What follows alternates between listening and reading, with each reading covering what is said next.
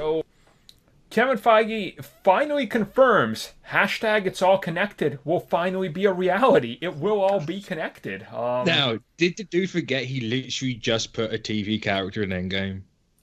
So here's what I think with that. Since he was directly hands on with Agent Carter and the Russo brothers were involved with the development of that series, they put Jarvis in there, because it's like, okay, this is something we worked on. But the way he said it in this, it's like, no, for the first time ever, they'll be interlinked.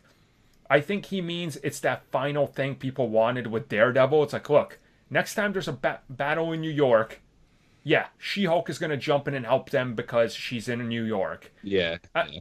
But it's like, again, Daredevil had no purpose during any of that. Like, during that opening, I don't know, 2-minute invasion of New York in Infinity War, what would Matt Murdock have done? By the time he puts a suit on, they're already in space. Like, what? Yeah, yeah.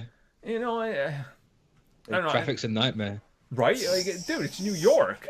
And not to mention they're like on completely different sections of New York City. So like, yeah, he would have had to run fast, and everybody was running the opposite way. So to get from where the Sanctum is to Hell's Kitchen where Daredevil is, it's probably gonna take you about an hour and 15 to walk that. So by the time he got there, the battle was already over. Well, by the time he got there, he's been stabbed in the ribs 3 times and had to detour for 4 episodes.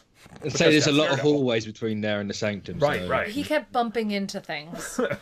All of the noise with all the explosions was like setting off his sonar, basically, and yeah, that's why. And that's exactly why I never understood people wanting Daredevil in one of the big team-up movies. Like, he'll be useless. He would not have done a thing in Endgame. He'd be on the floor with a headache. Dude, he get punched. Like, one thing punches him. He's like, guys, call Claire, please. Oh, God. I'm bleeding to death. Like, Iron Fist could have done a little bit, not much, but just a little.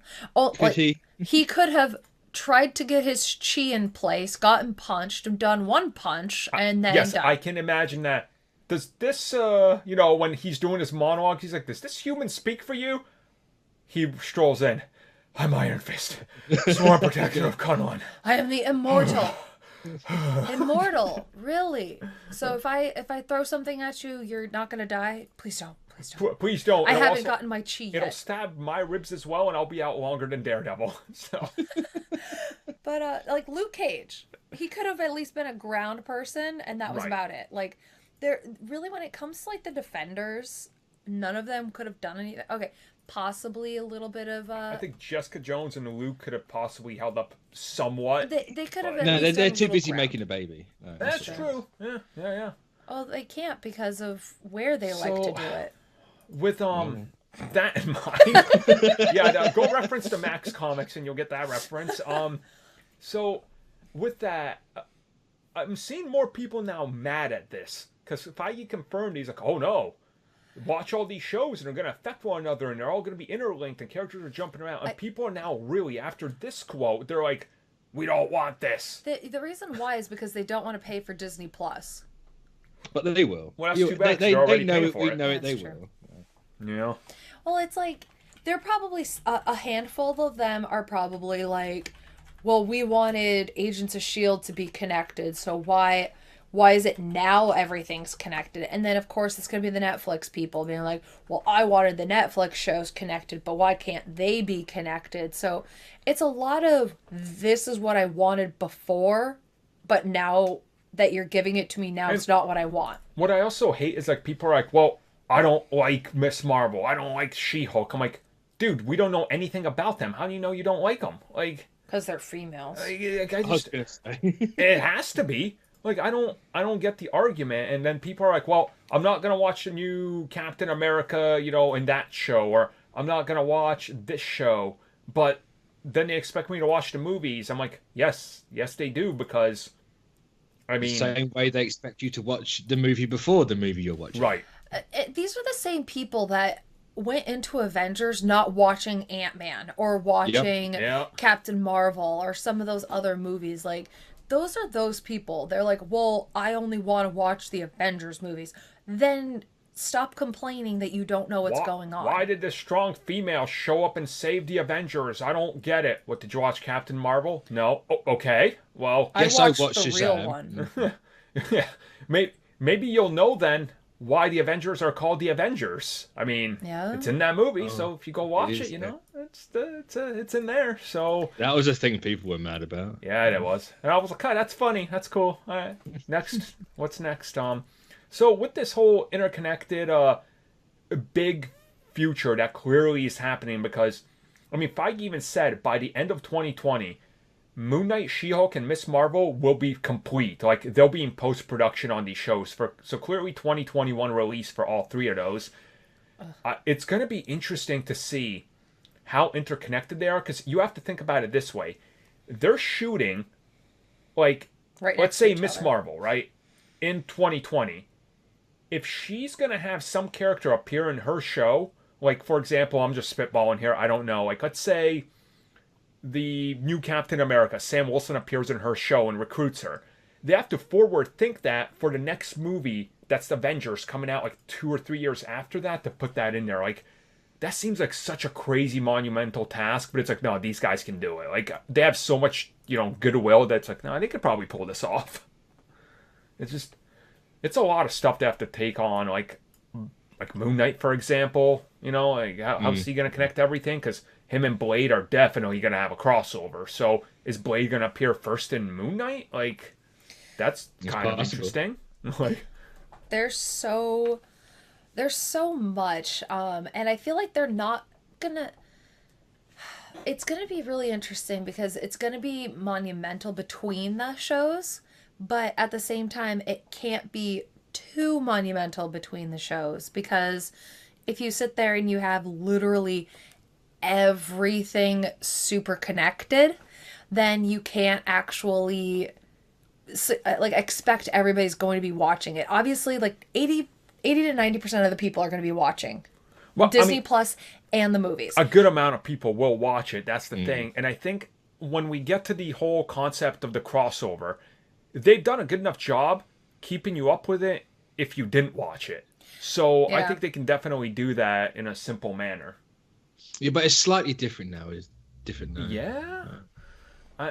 I just can't wait until we actually have the first Disney Plus show, and we have to see how it's going to connect, because how many of these Disney Plus shows can we guarantee are going to be after the snap and after Endgame? Like 100%, obviously Falcon and Winter Soldier. Falcon and Winter Soldier, WandaVision, Loki's obviously afterwards. I think they all are.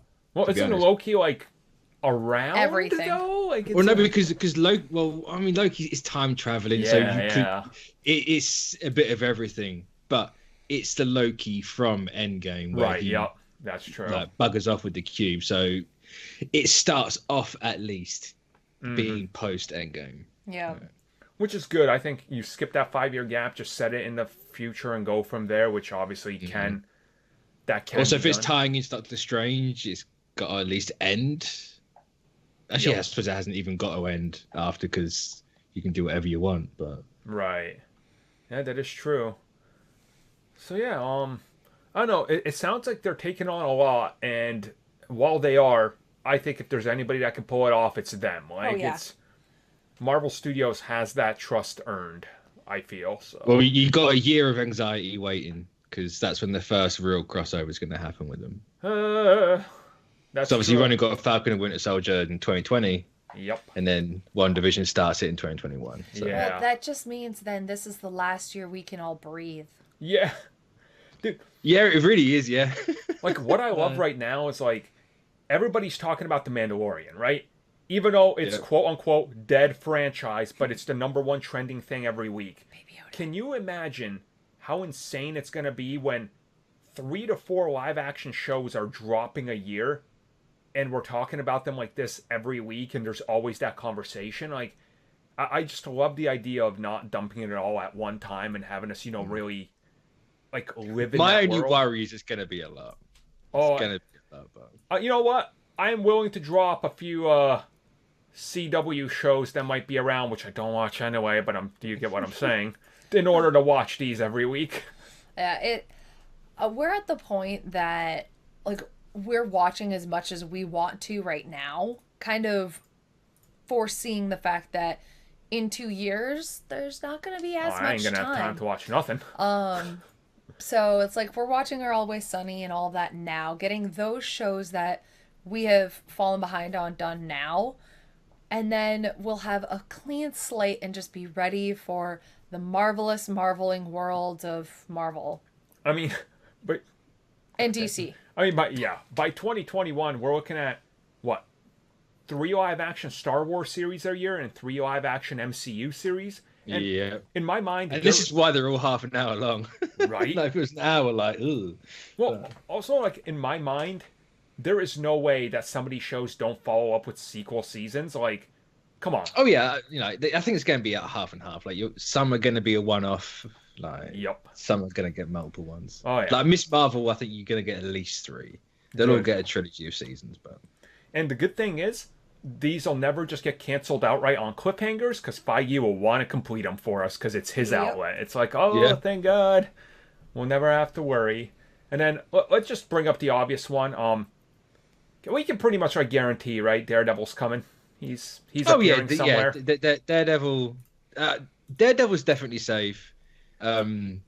Punisher, I've heard, is safe. I've heard Jessica Jones, but I don't know how true that one is. Because they kind of finished her story up. But I can believe Punisher because Bernthal is a great actor, and Feige's openly said he wants to work with him. It's like, all right, you're not going to recast Bernthal. And then everybody in Daredevil is gold, so... So basically, everyone that appeared in Daredevil's fine. Yep. Oh, good. So you just said it. We're getting Luke Cage and we're getting Iron Fist. When was Luke Cage in Daredevil? Yep. No shit, we don't count the Defenders. That didn't go good. Oh, no, I didn't say Defenders. I said Daredevil. Not Defenders. I think she's just trying to stretch a fantastic over here. I am. Stretch the truth. Like, if it was in Daredevil season 1, 2, or 3, they're fine. They're mentioned. I mean, they weren't in. It wouldn't surprise me if at some of the upcoming series, like, I don't know, She-Hulk, right? If they do bring in Matt Murdock, and like he's talking to her, and he obviously that depends when they're filming She-Hulk. I assume She-Hulk's going to film this year. Yeah, they might not be able to use Matt because that's true because of holdovers. Yeah, you could make it a last minute thing at the end of the year, add it in post, but. During some reshoots, toss them into a little recreate the room. See, what you do is you have a stand-in. Exactly. And then you just CGI Cox's face at the end. I mean, that could work, actually. I mean, they've done it. That's an actual thing. So. Or they can actually just sit there and they can have somebody who sounds very close to him. And all you see is the glasses are moving up towards the face, and then you only get like a partial side view of him walking, and that's it. And that's it. And they're like, there you go. It's not Cox, and we didn't say it's Daredevil. So yeah. This is. Or we just end She-Hulk with her turning around, going, "Hey, Matt," and then cut to black. Right. Yep. We never said it was Murdoch. No. She turns to the camera, and goes, "Oh, hi, Matt." And as we I didn't see you there. No, we transition to the camera, and it's just a black screen because it's his point of view. No. Well, his point of view is the world on fire, so that's not. Oh, that's true. Yeah.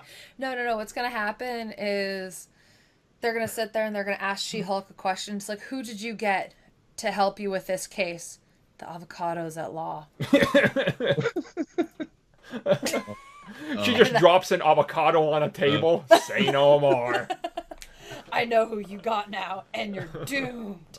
So thank you for taking the time to watch that video. If you guys would like more content that we offer here for channel members, which you guys can check out in the little join button down below, we do offer additional content, such as exclusive podcasts and topic discussions, our gaming podcast, Star Wars TV series reviews, Marvel show reviews, DC Universe and CW reviews. We offer personal vlogs, backlog reviews of TV shows and movies, video game topics and Q&As, and of course, in one of our best tiers, we offer audio commentaries on TV shows and movies, along with a bunch of other stuff you guys can check out just by clicking that join button and seeing what is on offer.